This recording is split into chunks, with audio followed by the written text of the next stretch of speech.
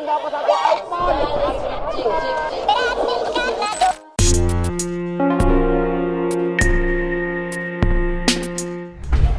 Melihat video-video tadi bagi sebagian orang memang menyenangkan. Tapi tahu nggak sih, kalau cuplikan video yang kita lihat barusan itu bisa bikin otak kita membusuk atau bahasa gaulnya disebut brain rot. Sebuah kata yang di tahun 2024 kemarin dinobatkan oleh Oxford University Press sebagai kata Oxford tahun 2024. Pertanyaannya, apa itu brain rot? Oxford menjelaskan istilah brain rot dalam bahasa Indonesia berarti pembusukan otak, merujuk pada penurunan kemampuan intelektual dan kondisi mental seseorang akibat konsumsi berlebihan terhadap konten berkualitas rendah atau dangkal secara terus-menerus. Penggunaan kata brain rot pertama kali ditemukan pada tahun 1854 dalam buku Henry David Thoreau yang berjudul Walden. Dalam bukunya, Henry berbagi pengalaman menjalani gaya hidup sederhana di alam. Ia mengkritik kecenderungan masyarakat untuk merendahkan ide yang kompleks dan melihat ini sebagai indikasi penurunan umum dalam upaya mental dan intelektual dengan istilah brain rot. Istilah brain rot kembali populer di media sosial pada tahun 2024, khususnya di kalangan Gen Z dan Alpha. Istilah ini menggambarkan kekhawatiran tentang dampak negatif dari konsumsi konten daring yang berlebihan. Para ahli di Oxford mencatat penggunaan istilah brain rot meningkat 230% di tahun 2024, terutama terkait konsumsi konten receh di media sosial. Konten-konten receh seperti video meme, Skibidi Toilet viral milik kreator Alexei Gerasimov, video game, dan potongan-potongan video berdurasi singkat secara tidak langsung membuat kita selalu penasaran, sehingga secara terus-menerus melakukan scrolling tanpa henti. Orang-orang yang terpapar brain rot cenderung menggunakan ungkapan kata atau slang tertentu dalam percakapan sehari-hari. Contohnya, reach menggambarkan kemampuan menarik pasangan, giat merujuk pada bokong besar, istilah sigma dan alpha menggambarkan tipe orang mandiri dan dominan, sementara Ohio merujuk pada hal-hal aneh. Lalu ada pula mewing, yaitu teknik membentuk rahang yang lebih tajam, dan Skibidi Toilet menjadi simbol fenomena meme yang absurd. Merujuk pada data reportal.com tahun 2024, pengguna media sosial aktif di Indonesia sebanyak 167 juta atau 60% dari total populasi dengan rata-rata bermain media sosial selama 3 jam per hari. WhatsApp menjadi media sosial yang paling banyak digunakan oleh masyarakat Indonesia.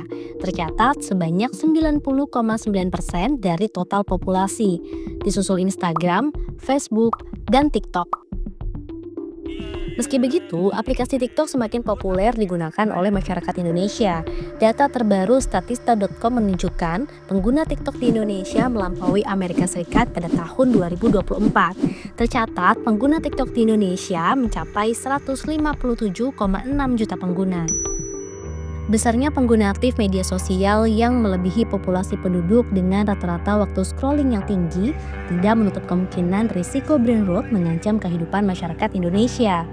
Lalu, mengapa konten receh yang bertebaran di media sosial saat ini dapat membuat kita brain rot? Dilansir dari situs Behavioral and Brain Function, sebuah jurnal berjudul Reduced Orbitofrontal Cortical Thickness in Male Adolescent with Internet Addiction mengungkapkan bahwa 30 remaja laki-laki dengan kecanduan internet mengalami kesulitan beradaptasi, berpikir solutif, dan fokus pada tugas-tugas penting. Berbagai masalah bisa muncul akibat berlebihan dalam bermain media sosial, mulai dari merasa kesulitan mengingat hal-hal sepele, seperti meletakkan barang atau lupa ingin melakukan apa. Selain itu, sering mengkonsumsi konten receh juga membuat kita kurang fokus, karena otak terus-menerus dipenuhi dengan informasi lewat paparan konten dengan durasi singkat, sehingga otak sulit untuk berpikir jernih. Dr. Gloria Mark dalam podcast berjudul How to Regain Control of Your Attention mengatakan kalau perhatian manusia dalam 20 tahun terakhir mengalami penurunan yang drastis dari 2,5 menit menjadi 75 detik hingga saat ini menjadi 43 detik. Perubahan drastis ini menunjukkan bagaimana perhatian digital telah mengubah cara otak memproses informasi. We find that half of all of our measurements show people's attention to be less than 40 seconds. So, yes, of course, sometimes we spend longer, but half the time that we're on our devices, our attention spans are 40 seconds or less in duration. That is absolutely terrifying. Dalam buku yang ditulis Nicholas Carr menjelaskan bahwa internet sudah mengubah cara kita berpikir dengan mengalihkan perhatian kita dari pemikiran yang mendalam dan reflektif menjadi lebih dangkal dan instan. Menurut Carr, hal ini berpotensi mengurangi kemampuan kita untuk merenungkan dan memahami informasi secara mendalam. Karena brain rot itu diakibatkan banyaknya paparan terhadap media sosial, konten yang cenderung repetitif, dangkal, cepat, dan instan, sehingga orang seringkali tidak banyak bergerak. Seringkali menikmati konten kemudian di tangan terus sambil senderan, duduk-duduk scrolling gitu kan ya. Kurangnya bergerak itu juga mengakibatkan fisik kita ada kecenderungan jadi kurang aktivitas olahraga, kurang pergerakan. Terus mungkin sambil konten sambil makan, sambil nyemil gitu kan ya, bisa naikin berat badan juga gitu kan. Sehingga secara proses emosi itu juga berkurang, pengaruh juga di mana kita lebih sering mementingkan secara konten, secara hubungan secara secara digital.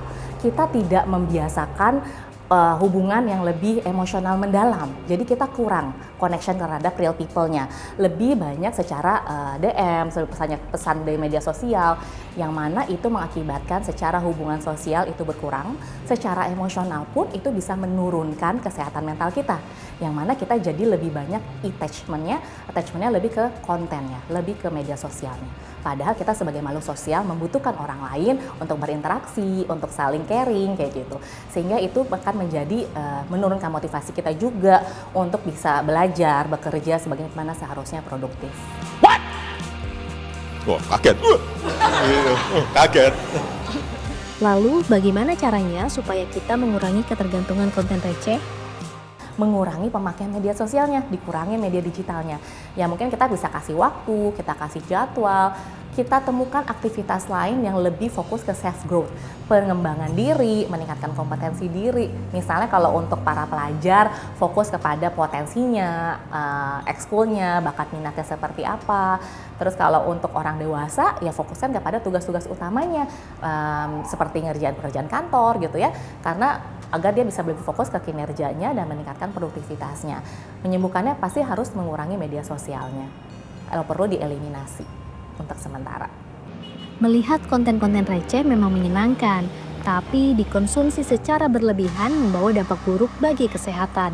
Daripada scrolling konten receh, mending scrolling konten tempo aja.